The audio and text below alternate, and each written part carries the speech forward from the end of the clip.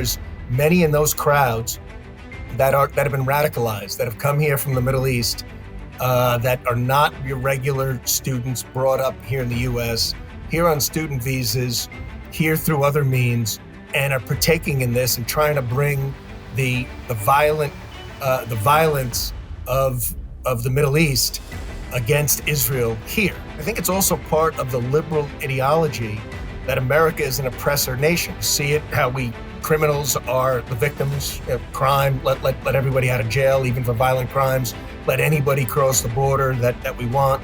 I mean, their ideology, the Biden administration's ideology, is that we are an oppressor nation and we have making up to do.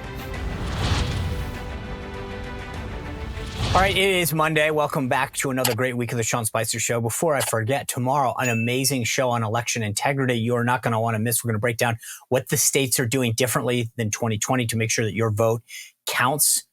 All of the things fixed. Plus, later in the week, Lara Trump is going to be here about what she is experiencing at the RNC, what they're doing differently. Today, though, Dan Meuser is here, congressman from Pennsylvania, about what's happening on college campuses, the border funding, Ukraine, why people are not paying more attention to the border. I'm going to break that down with him. Plus, the lowlights from the White House Correspondents' Dinner. Oh, my God, you are not going to believe my take. And Kristi Noem issued a new book, and I mean, such a self-inflicted wound. I'm going to give you my take. It's a little different than others. Anyway, before I do that, two amazing sponsors help keep this show free across all platforms. Let's hear from them, and then I want to bring in Congressman Dan Meuser of Pennsylvania. If at the end of the day you have aching feet, I know what you're going through. You're on your feet all day long. The folks at Gravity Defier Shoes have created the perfect solution. They've used a combination of technology and orthotics to put together the perfect shoe for you. So at the end of the day, those aching feet are no more. So every pair of gravity defying shoes comes with orthotics. And if you've had foot problems, you know how important orthotics are to your footwear. Plus, they use Verso technology in every pair. That's the same kind of shock absorbing technology that's in a trampoline. So that takes that shock out of the heel. The shoes also help with your posture, meaning that you're taking a lot of the weight off of those key muscle groups. And at the end of the day, you feel a lot better than you probably do right now. The key, if you're looking to find this solution, is to go to gdefy.com and you can enter code SPICER30. That's going to get you $30 off any order of $150 or more. Trust me when I say that at the end of the day, if you've had feet problems, if you feel achy and tired, Gravity Defier shoes are the solution. So use code SPICER30 and go to gdefy.com and save $30 off any order of $150 or more. Losing power is no fun, but unfortunately, so many of us have experienced that. Sometimes it's a natural disaster. Sometimes it's a pole that got hit down. And even more nowadays, they're warning about attacks on our electrical grid. So if you are out of power for an hour, maybe a day, a week, maybe a month or more, would you be ready? Now, I know I am. I have a Patriot Power Generator 2000X that I have in my house. And if you look at the video, it's literally in my house. I have it in my kitchen. I'm running an air fryer, a computer, all of these things, my phone, but you could run even your full refrigerator on the Patriot Power Generator 2000X. It's portable, so you could bring it anywhere. If a family member or a friend was in trouble, you could bring it to them. It can go in your house, as I'm showing you right there. There's no gas. There's no fumes. It runs off solar panels that come free with it. It's powered by the sun. How great is that? No fumes in your house, no noise in your house, no cords getting streamed out. The Patriot Power Generator 2000X is exactly what you need when the power goes out. Now, we know we don't want that to happen, but the odds are that it's going to happen, and you need to be ready like I am. Get the Patriot Power Generator 2000X right now by going to 4patriots.com/Spicer, 4patriots.com/Spicer, and be ready when an emergency comes your way. All right, folks, the White House Correspondents' Dinner was this weekend. Colin Jost, the weekend update dude from Saturday Night Live, was the speaker. Here's what I think was interesting. Now, first of all, I'm going to get to why Republicans shouldn't have gone, as I said a long time ago, and why I'm right. I also want to tell you about the speech, though. So Biden gets up there, and he turned it into a campaign speech. Let me play you the key part of this at the end. Here we go. He said he wants to be a dictator on day one, and so much more. He tells supporters he is their revenge and retribution. When in God's name have you ever heard of another president say something like that? And he promised a bloodbath when he loses again. We have to take this seriously. 8 years ago, you could have written off it as just Trump talk, but no longer, not after January 6th. I'm sincerely not asking of you to take sides, but asking you to rise up to the seriousness of the moment. He gave the media their marching orders. Don't focus on inflation, on energy independence, on what's going overseas. Democracy's at stake, and you and I are aligned. You must cover this in a very different way. You notice how he starts it off by saying, I'm not telling you how to do this. I mean, what is it? You heard it there, but I'm not asking you to take sides. Yes, you are. You basically asked them to take sides, and they're already on your side, so you don't need to ask them. That was maybe the subtle point there. I'm asking you to rise up to the seriousness of this moment. Yeah, in other words, don't look at my actions. Don't look at the policies. Don't look at the results. Rise up to the moment and do what you've always done. Support me. It's unbelievable. And then Colin Jost from Saturday Night Live gets up there, and this is what he says about why his grandfather's voting for Biden. But my grandfather, a Staten Island firefighter, voted for you, Mr. President.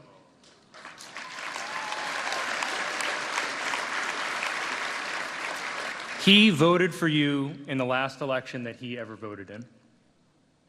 I mean, I'm sure someone else will vote twice in this election using his name, but that's just how the Democratic machine works.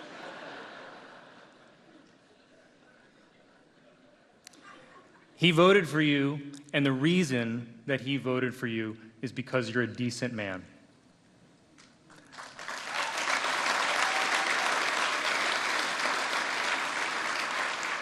My grandpa voted for decency, and decency is why we're all here tonight. Decency is how we're able to be here tonight.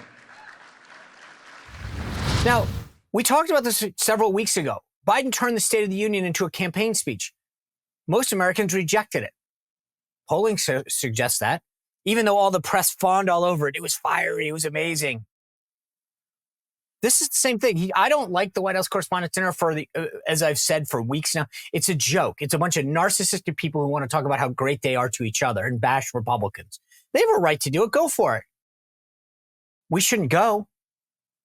Why be potted plants in their little game so that they can legitimize this dinner, which is really, and they always talk about it, it's the First Amendment. Oh, here's the other line that I love, by the way. It's about raising money. And they listen to how they obscure this, by the way. They've raised, what was the number? They raised something like $3.5 million.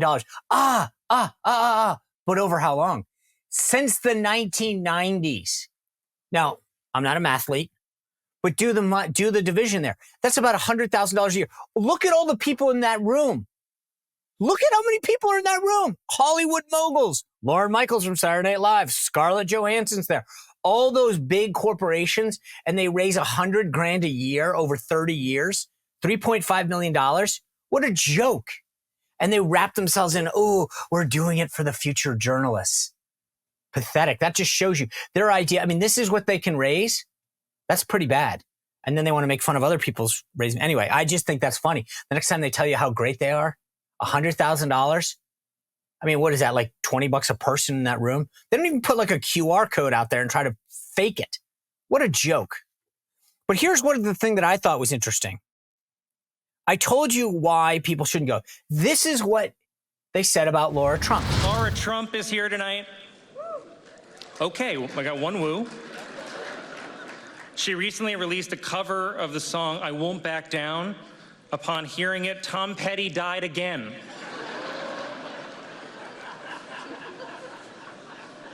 I can't believe I'm saying this to a member of the Trump family, but maybe stick to politics? Yeah. And Lara Trump was there. She'll be here, by the way, on Friday of this week. I'll ask her about why she went. But here's the point. That's not funny. That's mean. And that's the difference. They cloak themselves in, oh, it's funny. It's not funny. They want to make fun of and ridicule and demean people on the right. And the people on the right who go there legitimize, as I said earlier, this dinner. It's your fault. If you weren't there, they couldn't say you were sitting here, da da da da. They make fun of everyone on the right. It's funny. They make little jokes about Biden. Oh, ha ha ha, and he laughs because they're not mean. They're funny. They are funny. But that's the difference between the left and the right. All right, as I said, Dan Meuser is here. I want to get into it with him because he's got a lot of ideas about how to tackle the border. He's got an idea or an explanation about how Trump's going to win this. But I do want to mention this real quick because I want to ask him about this. So Kristi Noem puts out this book. And in the book, she talks about how she shot her dog. And then she shot goats. And then she shot horses. I'm sorry. Like, here's the issue that I have with this. Why are you telling people that you did it? Now, I get it that maybe she's getting ahead of bad news, but who read that passage and thought this is setting it up in a good way? I mean, this is literally like you're admitting to the crime. You just killed your political career. This is not about South Dakota or farming or whatever. There's a million things to do with a 14-month-old dog that's not doing what you think it should be doing.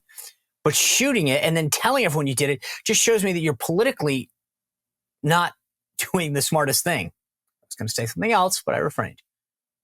I mean, what are you thinking? Writing a book and saying it this way? There's a million other ways that you could have explained this issue. That was not one of them. She's out, by the way, with an explanation. Let me see if I've got it here.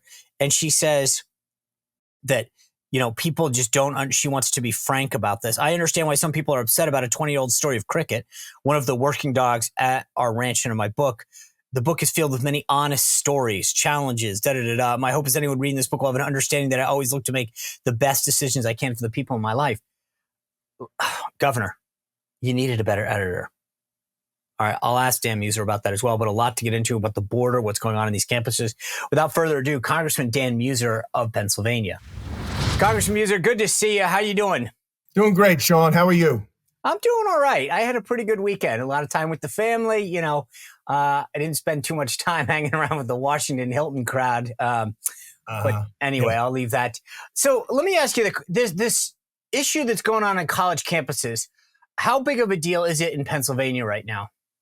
It's a pretty serious issue, right? I mean, the uprisings at University of Pennsylvania, Temple, down in the Philadelphia area, elsewhere, are not enormous.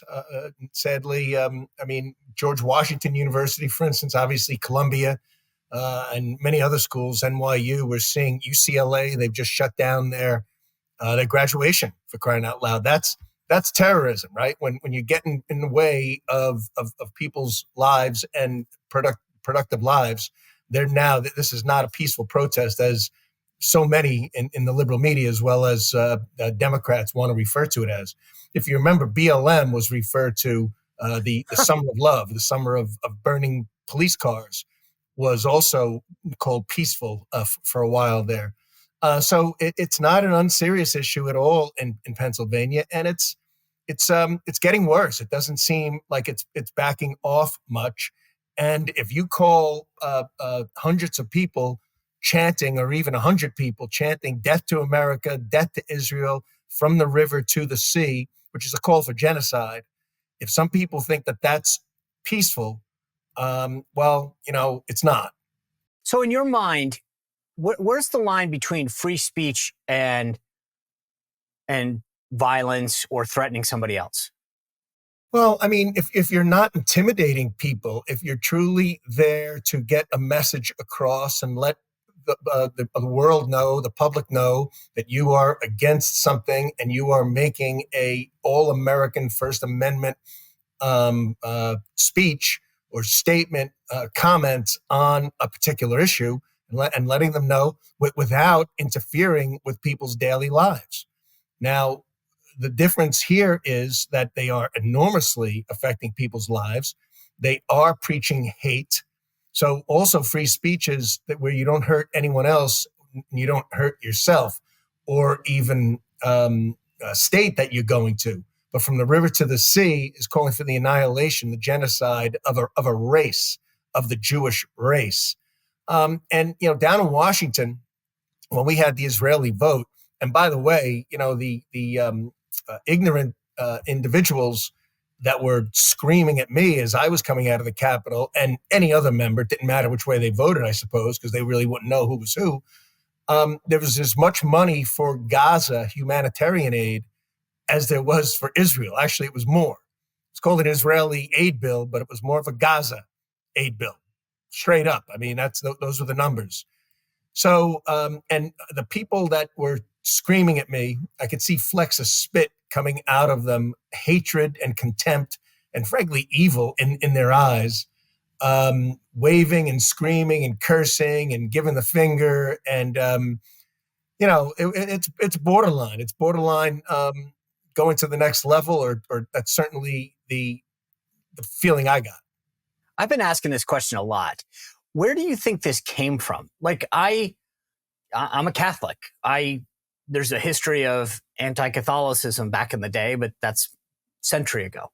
Where is this hatred for Jews coming from? Because this isn't anti-Israel. I mean, to your point about from the river to the sea, yeah, that's very different. I mean, and you listen to some of these students on the campuses, and people don't, to your point about members not noting who voted which way, they'll see and target Jewish students, not because of the position they hold, but because of their religion.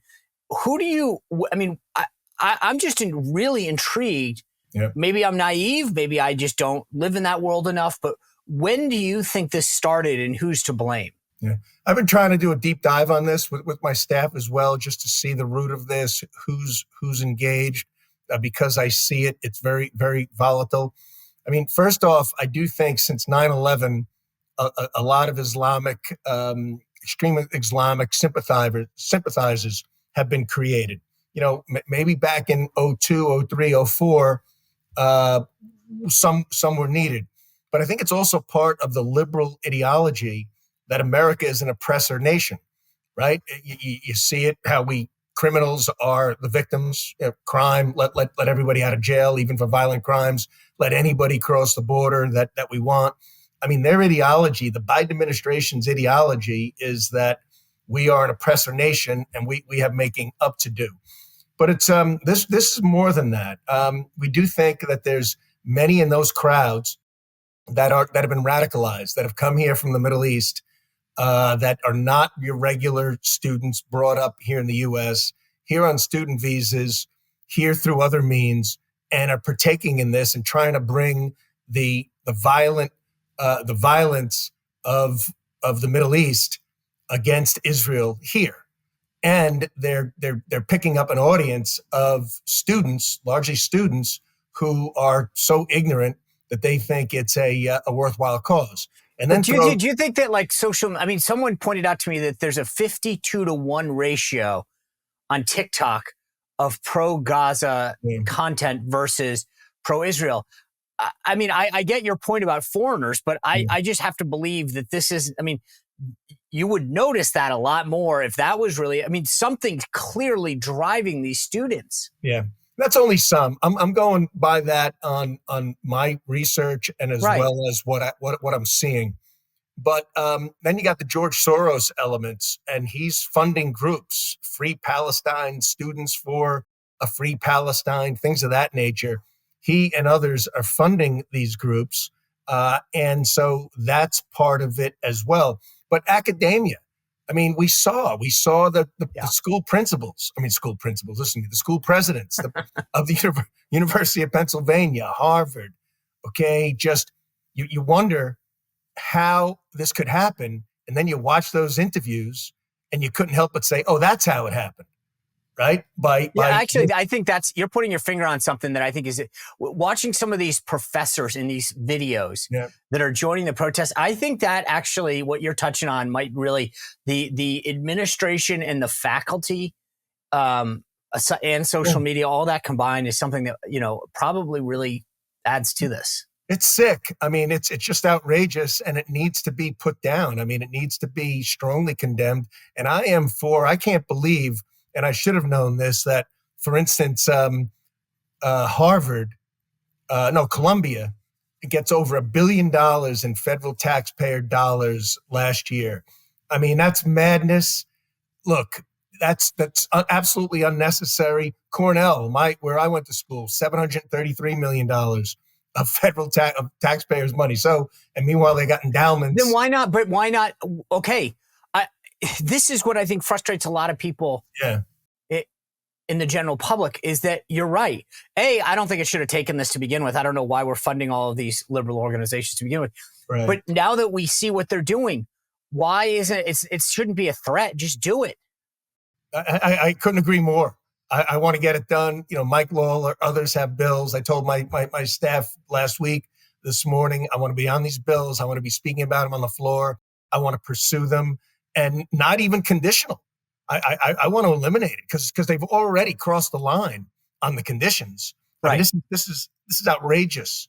So aside from the money, is this a federal? Do you think? I know that you mentioned Congressman Lawler from New York.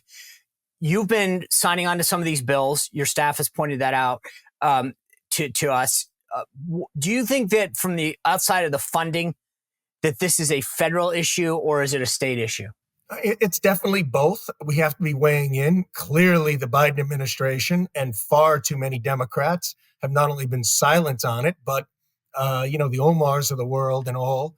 I mean, they just, look, I work with these people on as so-called colleagues, but when you hear them speak in such a way that just blow off the idea that from the river to the sea insinuates is the definition of the annihilation of Israel.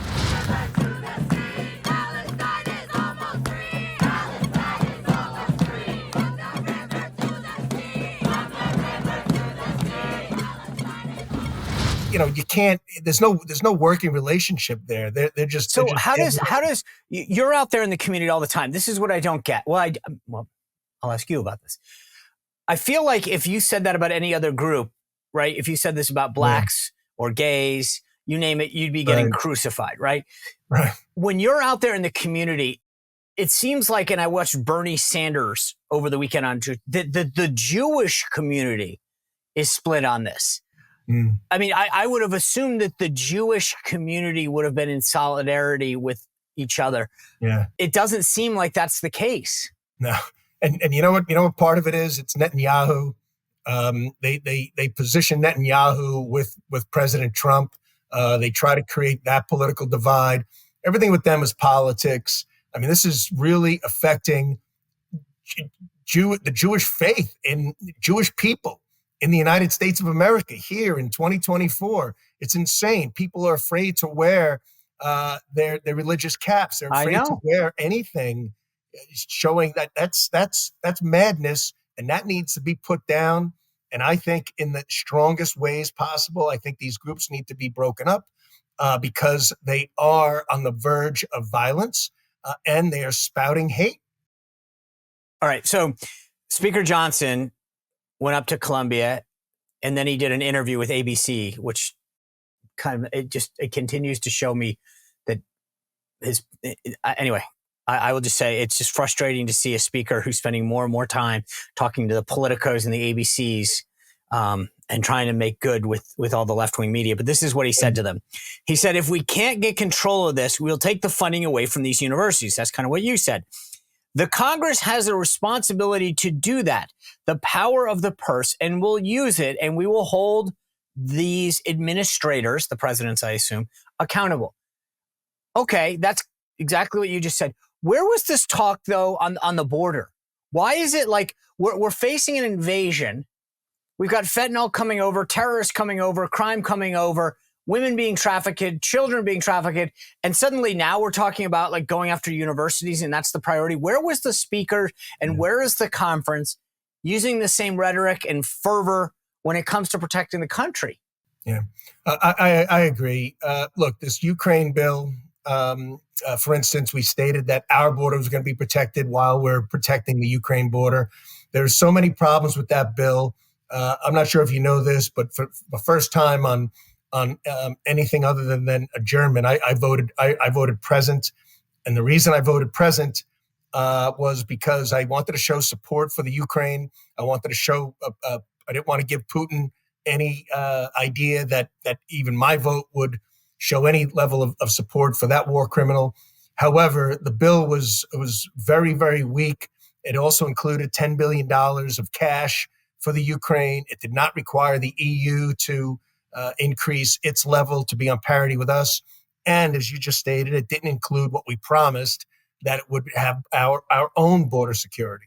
And Senate Majority Leader Mitch McConnell, Minority Leader, was on Face the Nation, another left-wing show, and he said this. The actual facts. Once we realized we were not going to get a border result, I think our members really started focusing on the package. It was clear then it was not going to have a border provision attached to it. And there are almost no good arguments against this. Almost no good argument. Every argument that was made by the opponents is provably wrong. This is what I don't understand. The House, if the Speaker of the House can be that adamant about what you'll do to a university because you, quote, control the purse strings, why aren't you controlling the purse strings on the border? I don't get this. This is like somehow he can be selectively outraged. But at some point, I just don't get it. I've had this argument with people about why it's important we maintain the majority. I don't think that Speaker Johnson right now needs to go. I think we need to get out of this term, right? We need to reelect President Trump. Okay, but what are we doing when we don't have our priorities in order that we can't say, like McConnell's going, oh, well, as soon as everyone bolted on the border, then we caved on Ukraine. We can walk and chew gum. Why couldn't we stand up for this country? Yeah. Well, we should have. And the idea is that, of course, H.R. 2, we keep going back to that. Last year, it would have resolved a lot. But let's face it, the President Biden has the executive order authority. President Trump had the same. But Congressman, look, here's the thing. Axios is out with a brand new poll. Share of U.S. Democrats who say they support the following policies: implementing mass deportation of undocumented immigrants. Mass deportations, 42% of Democrats. Implementing travel bans on people from certain countries, 38% of Democrats. Closing the southern border entirely, Democrats, 35%. I mean, this isn't a tough issue. Biden understands that this is a problem. We had this. Sean, and when we passed H.R. 2, things were really bad, but they weren't as much in the public mind as they are today. That's why in conference and everywhere, I and some others were saying to Speaker Johnson, saying to Mike, look, bring H.R. 2 back to the floor and maybe even include my squatters bill in it. Yes. To improve, because that's become a migrant crime now. Now, we did have a border bill, all right? And the American people aren't really aware of this, and I don't really hear anybody. We had a border bill in this mix. Now, it wasn't tied to the Ukraine. I certainly supported it. It wasn't as strong as H.R. 2, but I will tell you this. It included remain in Mexico. It included other asylum requirements. It included deportation. And enough that would have made a significant difference. But you know what? Not only did every Democrat vote against it, with the exception of 6, I believe, on the House floor, but it had to go on the House floor under suspension, requiring 2/3, because all the Democrats and a couple of Republicans in the Rules Committee voted it down because it wasn't perfect, because it wasn't H.R. 2. And frankly, I think that was a big mistake. I think that should have been passed, and then we could have then we would have won the border bill just by majority on the floor. If you're an animal lover, then you know about my friend Leo Grillo. I've been talking about him for several months on the show. Leo Grillo founded Delta Rescue. And if you go to deltarescue.org, you can see the amazing work that Leo has done with Delta Rescue. He has created a no-kill sanctuary for life for these animals. Now, you didn't notice I didn't say shelter, because it's a sanctuary. It's where they can live forever. They get veterinarian care. They get nutrition. They can roam free. It's fantastic. But Delta Rescue completely relies on our contribution. So if you can make any kind of contribution, $50, $100, $1,000, it helps Leo keep the mission of Delta Rescue going. But even more so, if you are an animal lover, if you've rescued a dog or a cat or a horse or anyone else, and you realize how important something like this is, the work of Delta Rescue needs to go on. So yes, look at the videos on deltarescue.org. But if you can, go to the estate planning package and see if you can make Delta Rescue part of your estate to make sure that Delta Rescue is an enduring mission that carries on for years and years to come. Thank you. It's like every day I would like, so you mentioned it. You've got this new bill out called the SHIELD Act, which deals, it's short for safeguarding homes from illegal entry, living, and dwelling, right? Every day, put something on the floor that forces Democrats to have to vote for or against it. But at the end of the day, this is what works, highlighting it. The border visits, I know some people didn't see the value in them, but I think going down there and forcing the media to cover it, creating a bigger lens for the American people to understand the magnitude of the problem. And your bill deals with a problem that most Americans are seeing now from community to community, where people are going in and squatting in homes. Yeah. Look, you're right. I've been to the border 4 times, twice when President Trump was in, twice under Biden. I mean, it's an unmitigated disaster, as we well know, and you learn a lot and see the distress that exists. Look, if we stopped funding, for instance, the border, that's not the answer. What we need is enforcement of the current laws that exist, the Secure Fence Act. And I know you know all this, but if legislation would have been required, again, HR 2 or this one, but I'm with you in that we should have held fast on the border. That's where I was, and it's unfortunate. We would have had a shutdown. That's what we would have done. But if you're going to do anything, forcing the president of the United States and I think you're right. Like one day, call it the Close the Holes in the Border Act, where you actually force them to, string those border holes that people Specific are coming bills. through. I couldn't agree and more. just every single day. And if the headline is in all of the leftist media that Speaker Johnson loves to talk to says, hey, Republicans are forcing the Biden administration to keep the country safe, I don't know how that's a loser. I mean, for goodness sake, right now saying we're going to go after left-wing elite universities, I get it. I'm for it. Yeah. But are you kidding me? Like, you would have won, and the polling shows that more and more Democrats are with you. Yeah, I agree. Look, these bills, the Ukraine bill had big problems, as I said, the $10 billion in cash and all the other matters such as closing the border weren't in it. The Israeli bill provided all the money I told you for Gaza, humanitarian. Now, I did vote for it, but there were a lot of checks and balances within it. We did have part of the bill, this Peace Through Strength, where there's more reposition, the Repo Act, as well as something called the SHIP Act, stronger sanctions on Iran. Mike McCall actually designed that. So there were some good things in this, but we need to be tougher. But so your bill basically criminalizes illegal immigrants who squat, right? Who go into a house. Right. And I just want to play this for people if the team can get this right. There's a video on TikTok where it's showing illegals how to actually do this. Can we play the video? Mi gente, he pensado invadir una casa en United States. Ya que me enteré que existe una ley que dice que si una casa no está habitada, podemos expropiarla. Capichi, muchachos, aquí en United States también se aplica la de invasión de terreno. Y creo que ese será mi próximo negocio. Invadir casas abandonadas. You saw that, so let's just, I mean, if they're out there teaching people, when you bring forward this SHIELD Act, are Democrats willing to get on board, or is this something that they're claiming isn't an issue? Not yet. I don't have one Democrat on board yet. And every Republican that learns about it gets on board because it makes all kinds of sense. Yes. It supersedes the sanctuary cities. So even in a sanctuary city, if an illegal takes over somebody's home or enters somebody's home and pretends or acts as if they've got a rental agreement, if they're determined to be an illegal, they will not only be arrested for that, but they will be deported. Now, we do need states. States are now stepping up, including Pennsylvania, they need to tighten up their occupancy, their squatter laws, because they're loose. There are loopholes in them. And now, like in Pennsylvania, there's a bill in the House to say all you got to do is show that you are the true owner of a house. You don't have to go get a court order, and then the sheriff or the police can go in and remove that person. Yeah.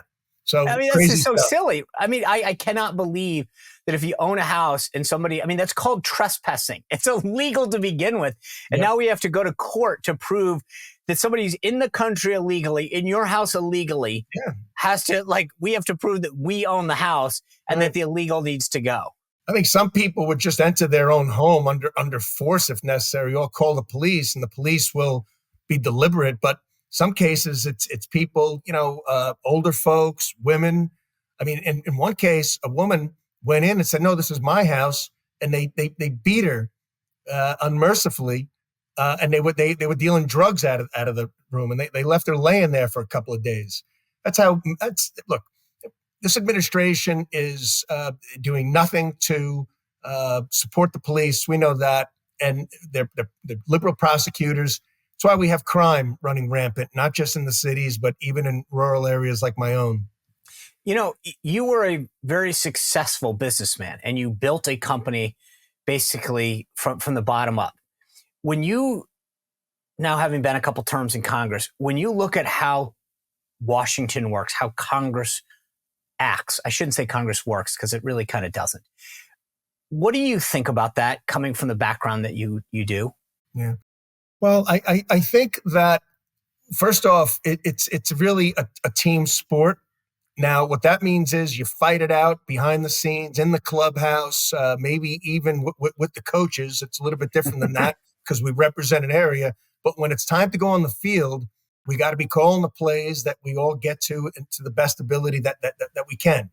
Now, so that's one thing, but it's very frustrating in that we've got 1/2 of 1/3 of Congress. We have of our government, right? We have the majority by 2, by 3. We need President Trump back in there. Your administration was very, very effective. I mean, let's face it. And even when Nancy Pelosi was there, when I first came in, she was the speaker, but Trump was in the White House. You all were in the White House. That made an enormous difference on what was getting done, and as importantly, what wasn't, what they weren't doing. They weren't able to spend excessively. They weren't able to raise taxes, for instance. Here you got Biden saying how he's going to let all of the Trump tax cuts sunset. They're weakening our country in every way. And so, frankly, right now, to me, the most important thing is, for the next 6 months, I'm about doing the job. I'm about governing. I'm about moving the ball upfield. Even 3 yards in a cloud of dust is better than nothing. But we've got to get President Trump back in there, because, and then if we get majority in the Senate, we get majority in the House. I'm not trying to kick the ball down the field and say only if then we can actually get some things done. But that's the truth. I get it. I mean, your point about the border is well taken.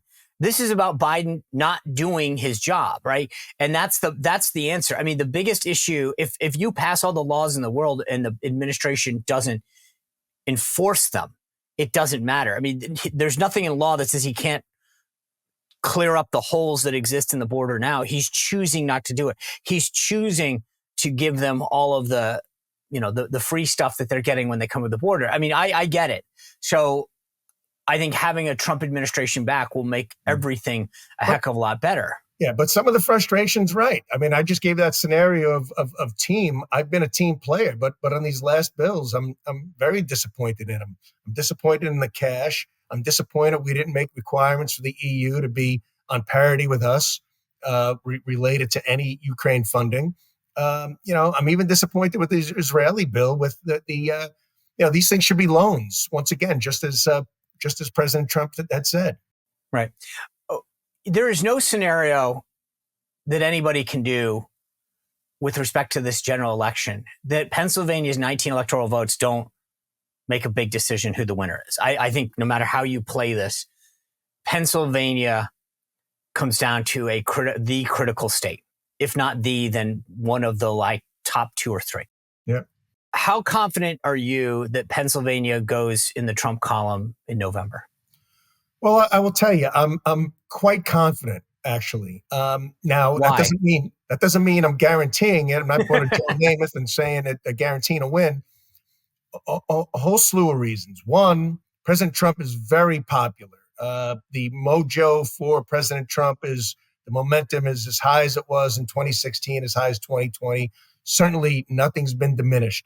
Two, our registration. I mean, we've improved registration by as much as 350,000 delta change versus D's to R's just since 2020. So that's a lot. Okay, that makes a big difference there. Secondly, thirdly, we're not going to be asleep this time. We've got voter integrity initiatives. We got maximizing ballots. We got protect the ballot.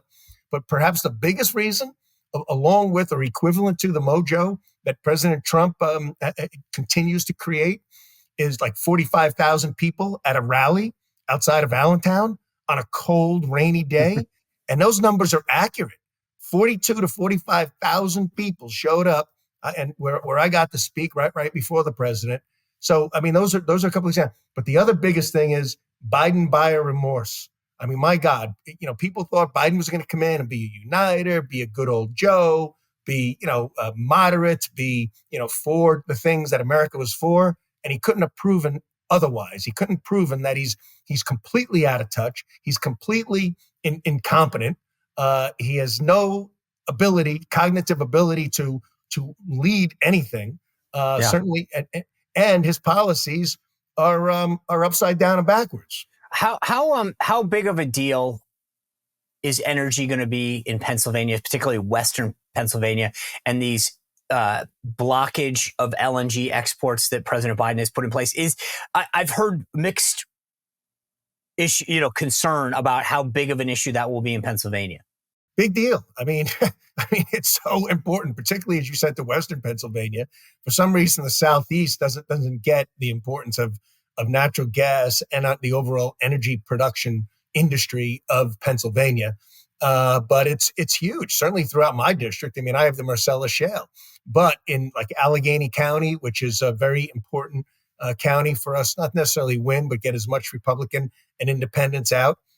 It's a very big deal. And as you said, President Biden does not stop with his onslaught and assault on American and Pennsylvania energy. It doesn't stop. LNG pauses on exports. I mean, what he did up in Alaska, these constant new regulations, taxes on natural gas companies. I mean, he's just making U.S. energy, American energy, uncompetitive. Yeah, it's for as much time as they spend. I mean, the guy basically lives in Pennsylvania, that he would push this LNG issue. And I'm thinking to myself as an outsider, that's a dumb political move. But I'm glad you said what you did. It gives me a lot more hope. Before you go, I want to ask you one question. And I know this is not really in your wheelhouse per se, but I don't get it. Kristi Noem has this new book out, as you may have heard. She talks about being on a farm and having to kill a dog.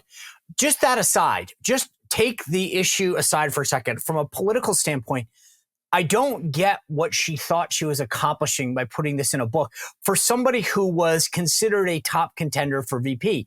So take the issue aside for a second and just what I can't understand is I've written 4 books. I've had family, an agent, friends will read the copy and be like, hey, keep this out. Don't keep that in. More on this. Who thought that talking about shooting a dog was a good idea? I really can't comment. And by the way, your books were great. Thank you. They're available on Amazon. Really good. And I took a lot of content out and worked in my speeches. I appreciate how you're trying to change the subject, Congressman. That's great. Yeah. You know what though? You don't talk about killing dogs. I mean, I put dogs in I got 2 labs. But I just can't, even if you did, I get it. But here's what this is the thing that's sort of, to me, missing in the conversation is even if you did it, it's sort of like being up for a job, right? You built a great company. Can you imagine somebody walking in and at the end of the interview, go, do you have anything to add? And go, yeah, my last job, I stole a lot of cash. And it's like, okay, why did you just add that. And I feel like what I don't get about this Kristi Noem thing is that I'm like, no one made you put it in there. And you were like, before we're done, can I put in the thing about, killing the dogs and the goat and the horses? And I'm like, the backlash is from the right, not even from the left. This is what I thought was so stupid. Well, the farming community gets it. They care about their animals more than Right. any humanitarian organization. Look, we Republicans we can't take anything for granted. We're going to win this thing, but it's probably going to be close. Who knows? It could be overwhelming with the crises created by this administration and backed by the entirety of the Democrat Party. I mean, let's face it. All right.